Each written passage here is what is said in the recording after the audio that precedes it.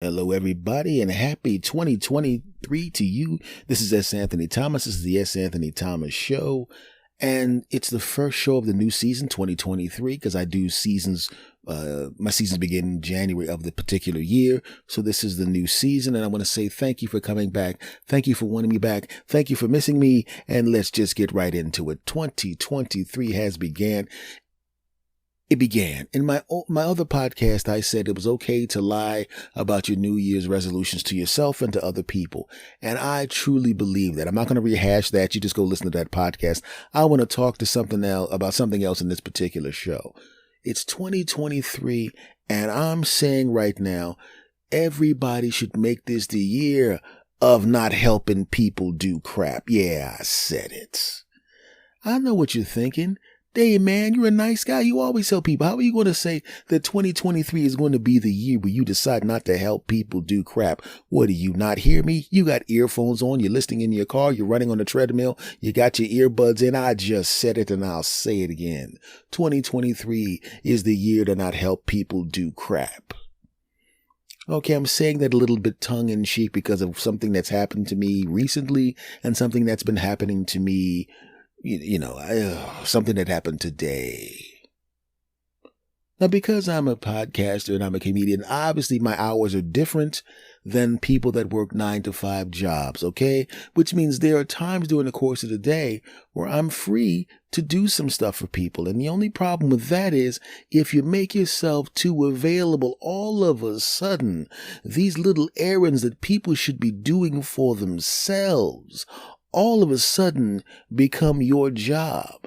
Now, if you're helping somebody out because you're trying to be a cool person, there's nothing wrong with that. That's a fantastic thing.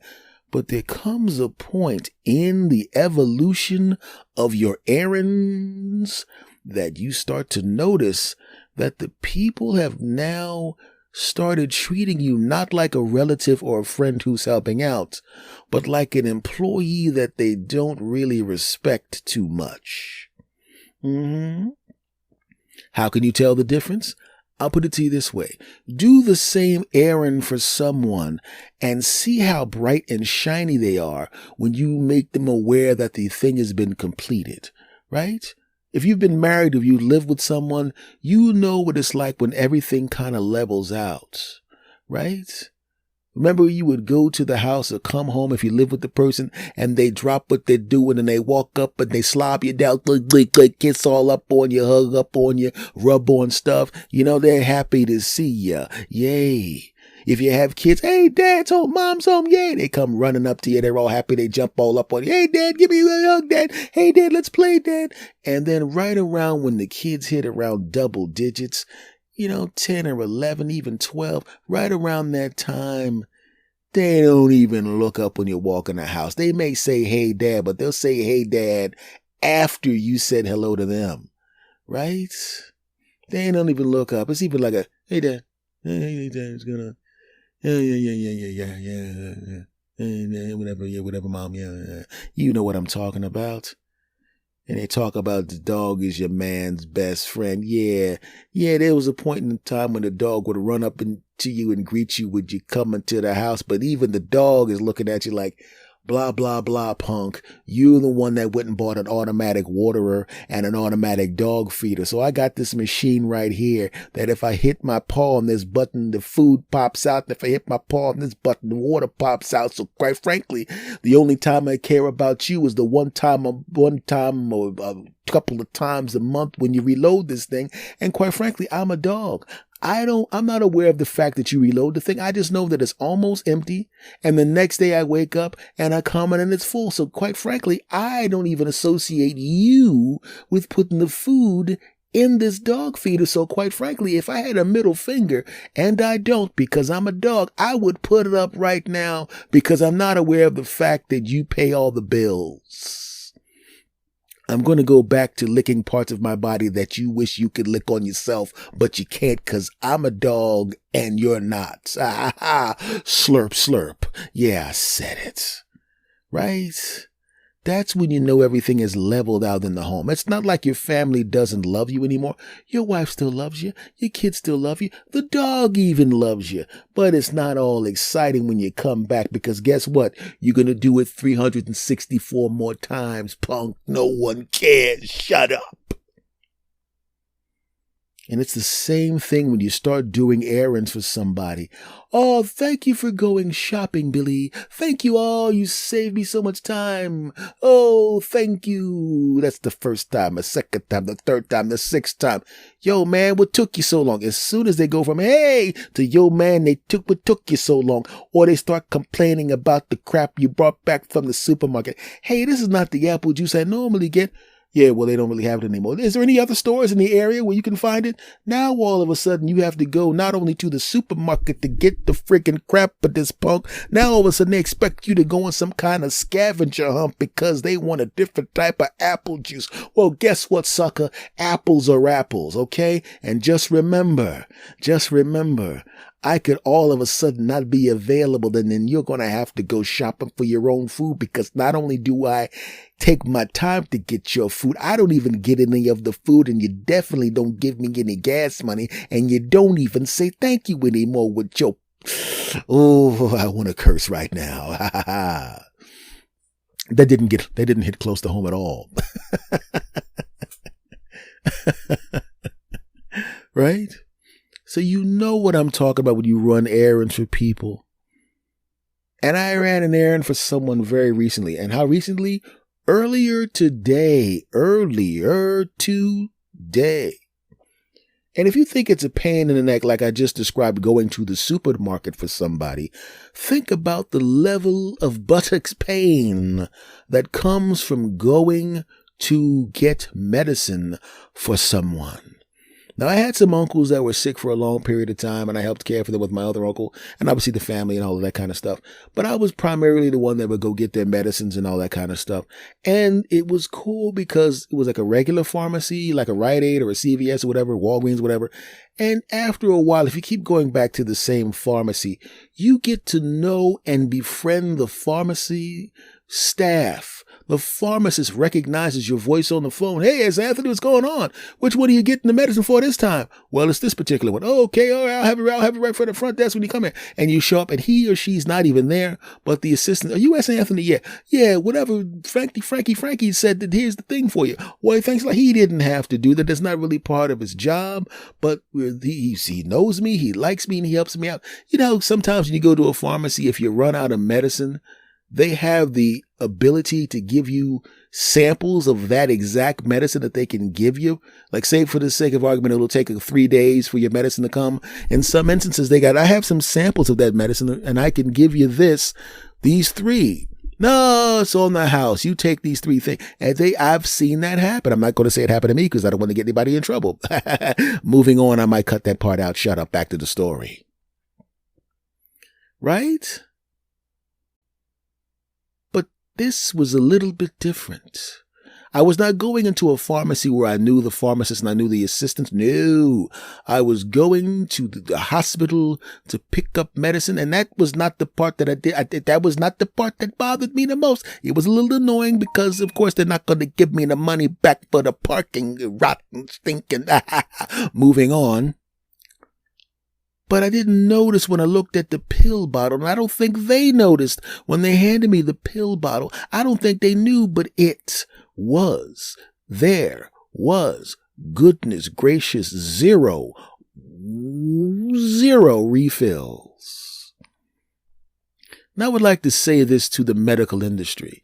If you know a person has a chronic condition, and this particular person has a chronic condition, not the kind of condition that'll kill you, but the kind of condition that is going to be annoying for a long period of time or for the rest of their life, you know that you're going to have to refill that medicine. So there should be no such thing as no refills left. That person's a middle-aged, well, a little late middle-aged. So that person's probably going to be around for another couple decades and change, which means they're going to be getting that exact same medicine of different types for another couple decades and change. So why in the heck is there a thing called no refills on the bottle? What are you talking about?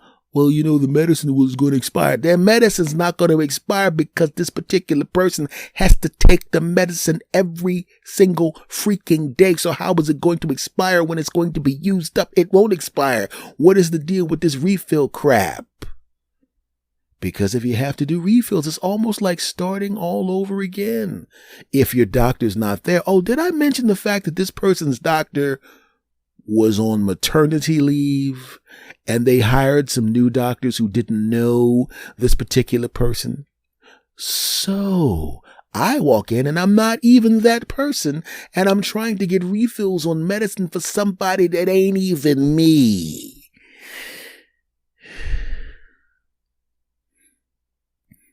I go through the process. I prove that I have the permission to do this kind of crap. And somehow between the front desk and the back, where I had to sit and walk in to wait to talk to a doctor because that person's doctor was on maternity leave, for some reason it got lost in translation, and these people seem to think that the medicine was for me. But it is not for me. I'm picking up somebody else's freaking medication. And every time I try to say that it's not for me, I have these people who seem to be wonderful, compassionate human beings, but they seem to be under the impression that for some reason I'm ashamed to go to the doctor and ashamed to refill the medicine, and I'm denying that it's me, but it's really me, and I can't convince them that it's not my medication because these people are new, because as I've already stated, this person's doctor's on maternity leave. Okay, sir, I'm going to go over here and talk to the doctor for you, okay? That guy over there, he seems like a nice guy, but I think he's embarrassed to come to the doctor's office here and get his medication renewed. I think he's a little embarrassed about the thing, and maybe he's a little shy around doctors, and I think that he's acting like it's not really him, but I think it's really him. It's really him, and he doesn't. And I'm sitting there going, you didn't even walk that far away, and you're not talking that quietly. I can hear you. That's what I'm thinking. So I come up and I say, listen, this is the bottle. Do you see the name on the bottle? Yes. Here's my driver's license. Did you notice that the names are different and that I'm about 12 years younger than the person who's the patient? Oh, so you're coming to get somebody else's medicine? Oh, yeah. Now keep in mind, at this particular time, I had already been there 2 hours waiting to talk to someone. And I was told that the letter I had and the information that I had was sufficient to get this person's medication renewed because it wouldn't do it on the automated phone thing, Jack. Oh, the patient actually has to come in. What? After 2 hours? Oh, man. So I begin to get all my stuff and I begin to leave. As I'm leaving, I'm going down the elevator. I'm about to go into the garage and somebody runs behind me. You said you had a letter? Yes. Oh, yeah, that's enough to get the medicine. It is? Yeah, you might as well go back up. Get back into the elevator, go back upstairs, see the people, say there's somebody downstairs that says that the letter is enough to get the medicine. Oh, you had a letter. Yeah, I actually handed you the letter. Oh, that's right, you did hand me a letter. Oh, okay. Well, have a seat. We're gonna get the doctor for you. We're gonna get your person. The medicine's hooked up right now. Okay, fantastic. Another hour goes by, and then they come out, and he goes, "Oh yeah, I can get this refill. I'll do it for you right now."